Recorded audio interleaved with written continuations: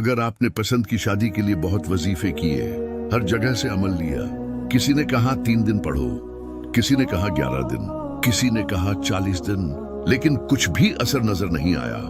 न घर वाले माने, न रिश्ता आगे बढ़ा, न कोई रास्ता खुला।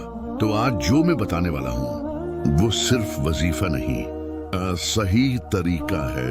अक्सर मसला वजीफा का नहीं होता, तरीके का होता है। मुझे अक्सर लोग कहते हैं मैंने सब कुछ कर लिया, मैं थक गया हूँ, मैं टूट गया हूँ। लेकिन एक सवाल होता है, क्या अमल सिर्फ जबान से हुआ था या दिल से? रूहानी अमल लफ्जों से नहीं, हाल से होता है। ज्यादा लोग वजीफा को जादू समझ लेते हैं, मगर रूहानियत जादू नहीं होती। ये रब्त होता है बंदे और अल्लाह के दरमियान। अगर दिल में शक हो, अंदर बेचैनी हो और दिमाग में डर हो तो असर देर से होता है। ये अमल 21 दिन करें, बीच में न छोड़ें। मराहिल वाहद वक्त इशा के बाद या तहज्जुद का वक्त बेहतरीन है।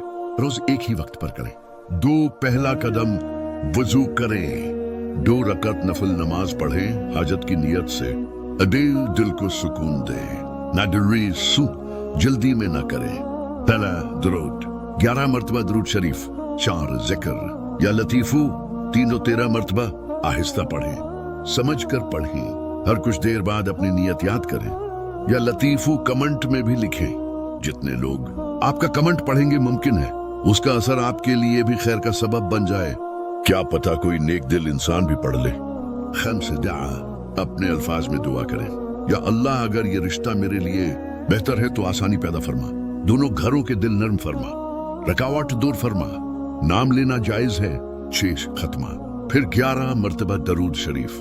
पूरा अमल तकरीबन 15 मिनट लेगा। वो बात जो ज्यादातर लोग नहीं जानते, सबसे बड़ी गलती क्या होती है?